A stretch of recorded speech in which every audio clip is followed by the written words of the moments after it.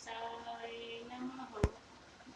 शिव नाम जप तथा भस्म धारण की महिमा, त्रिपुंड के देवता और स्थान आदि का प्रतिपादन। ऋषि बोले, महाभाग व्यास शिष्य सूत जी, आपको नमस्कार है। अब आप उस परम उत्तम भस्म महात्म्य का वर्णन कीजिए। भस्म महात्म्य, रुद्राक्ष महात्म्य तथा उत्तम नाम महात्म्य, इन तीनों का परम प्रसन्नता पूर्वक प्रतिपादन कीजिए और हमारे हृदय को आनंद दीजिए। सूत जी ने कहा, महर्षियों, आपने बहुत उत्तम बात पूछी है। यह समस्त लोगों के लिए हितकारक विषय है। जो लोग भगवान शिव की उपासना करते हैं वे धन्य हैं, कृतार्थ हैं, उनका देह धारण सफल है।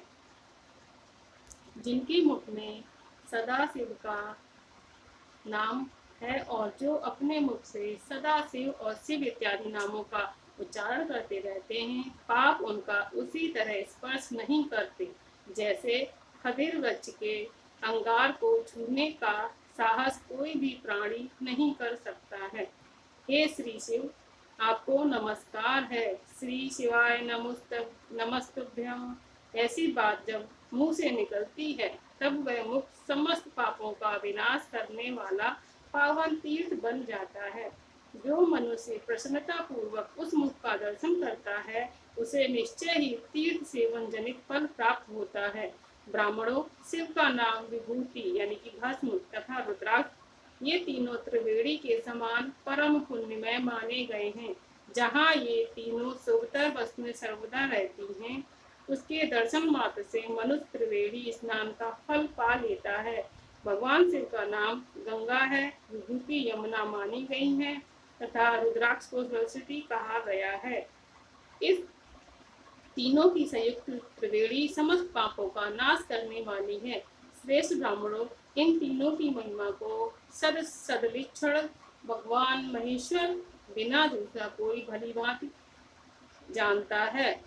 इन ब्राह्मणों में जो कुछ है वह केवल महेश्वर ही जानते हैं। विप्रगण, मैं अपनी श्रद्धा भक्ति के अनुसार संक्षेप से भगवंत नामों की महिमा का कुछ वर्णन करता हूँ, सुनिए। यह नाम महात्म्य समस्त पापों को हर लेने वाला सर्वोत्तम साधन है। शिव इस नाम रूपी दावानल से महान पातक रूपी पर्वत अनायास से ही भस्म हो जाता है। यह सत्य है, इसमें संशय नहीं। शौनक, पाप मूलक जो नाना प्रकार के दुख हैं वे एकमात्र शिव नाम से ही नष्ट होने वाले हैं। दूसरे साधनों से संपूर्ण यत्न करने पर भी पूर्णतया नष्ट नहीं होते हैं। जो मनुष्य इस भूतल पर सदा भगवान शिव के नामों के जप में ही लगा हुआ है वह वेदों का ज्ञाता है, वह पुण्यात्मा है, वह धन्यवाद का पात्र है तथा वह विद्वान माना गया है। मुने, जिनका शिव नाम जप में विश्वास है उनके द्वारा आचरित नाना प्रकार के धर्म तत्काल फल देने वाले हैं। महर्षि, भगवान शिव के नाम से जितने पाप नष्ट होते हैं उतने पाप मनुष्य इस भूतल पर कर नहीं सकते। जो शिव नाम रूपी नौका पर आरूढ़ हो संसार रूपी समुद्र को पार करते हैं, उनके जन्म मरण संसार के मूलभूत वे सारे पाप निश्चय ही नष्ट हो जाते हैं। महामुनि, संसार के मूलभूत पातक रूपी पातकों का शिव नाम रूपी कुठार से निश्चय ही नाश हो जाता है। जो पाप रूपी दावानल से पीड़ित हैं उन्हें शिव नाम रूपी अमृत का पान करना चाहिए। मुनीश्वर, जिसने अनेक जन्मों तक तपस्या की है उसी की शिव नाम के प्रति भक्ति होती है जो समस्त पापों का नाश करने वाली है। जिसके मन में भगवान शिव के नाम के प्रति कभी खंडित न होने वाली असाधारण भक्ति प्रकट हुई है उसी के लिए मोक्ष सुलभ है, यह मेरा मत है। जो अनेक पाप करके भी भगवान शिव के नाम के जप में आदर पूर्वक लगा है वह समस्त पापों से मुक्त हो ही जाता है, इसमें संशय नहीं है। जैसे वन में दावानल से दग्ध हुए वृक्ष भस्म हो जाते हैं, उसी प्रकार शिव नाम रूपी दावानल से दग्ध होकर उस समय तक के लिए सारे पाप भस्म हो जाते हैं। शौनक, जिसके अंग नित्य भस्म लगाने से पवित्र हो गए हैं तथा जो शिव नाम जप का आदर करने लगा है वह घोर संसार सागर को भी पार कर ही लेता है। संपूर्ण वेदों का अवलोकन करके पूर्ववर्ती महर्षियों ने यही निश्चय किया है कि भगवान शिव के नाम का जप संसार सागर को पार करने के लिए सर्वोत्तम उपाय है। पूर्व काल में महापापी राजा इंद्रधुम्न ने शिव नाम के प्रभाव से ही उत्तम सदगति प्राप्त की थी। इसी तरह कोई ब्राह्मणी युवती भी जो बहुत पाप कर चुकी थी, शिव नाम के प्रभाव से ही उत्तम गति को प्राप्त हुई। जो इस प्रकार मैंने तुमसे भगवान नाम के उत्तम महात्म्य का वर्णन किया। अब तुम महाभस्म महात्म्य सुनो, जो समस्त पावन वस्तुओं को भी पावन करने वाला है। भस्म संपूर्ण मंगलों को देने वाला तथा उत्तम है। उसके दो भेद बताए गए हैं, उन भेदों का मैं वर्णन करता हूँ। एक को महाभस्म जानना चाहिए और दूसरे को स्वल्प भस्म। महाभस्म के भी अनेक भेद हैं। वह 3 प्रकार का कहा गया है, स्रोत, स्मार्ट और लौकिक।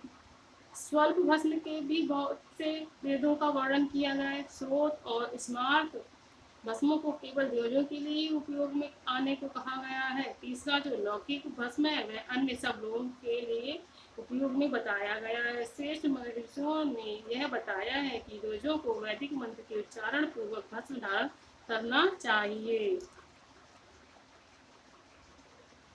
महर्षियों इस यह समस्त प्राणियों के लिए गोपनीय रह जाता है, इसे भी गुप्त रखना ही चाहिए।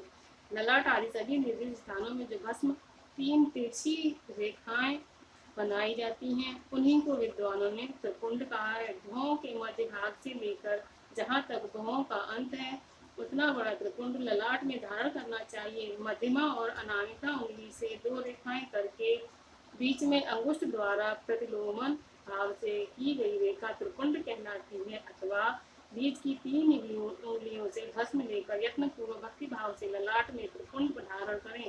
त्रिपुंड अत्यंत उत्तम तथा भोग और मोक्ष को देने वाला है। त्रिपुंड की तीनों रेखाओं में से प्रत्येक के 9 देवता हैं, जो सभी अंगों में स्थित हैं। मैं उनका परिचय देता हूँ, सुनिए। प्रणव का प्रथम अक्षर आकार, गार्हपत्य अग्नि, पृथ्वी, धर्म, रजोगुण, ऋग्वेद, क्रिया शक्ति, प्रातः, सवन तथा महादेव, ये त्रिपुंड की प्रथम रेखा के 9 देवता हैं। यह बात शिव दीक्षा परायण पुरुषों को अच्छी तरह समझ लेनी चाहिए।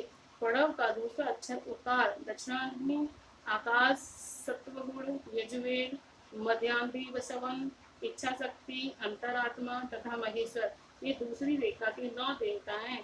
प्रणव का तीसरा अक्षर मकार, आहवनीय अग्नि, परमात्मा, तमोगुण, दुलोक, ज्ञान शक्ति, सामवेद, तृतीय सवन तथा शिव, ये तीसरी रेखा के 9 देवता हैं। इस प्रकार स्थान देवताओं को उत्तम भक्ति भाव से नित्य नमस्कार करके स्नान आदि से शुद्ध हुआ पुरुष यदि त्रिपुंड धारण करे तो भोग और मोक्ष को भी प्राप्त कर लेता है।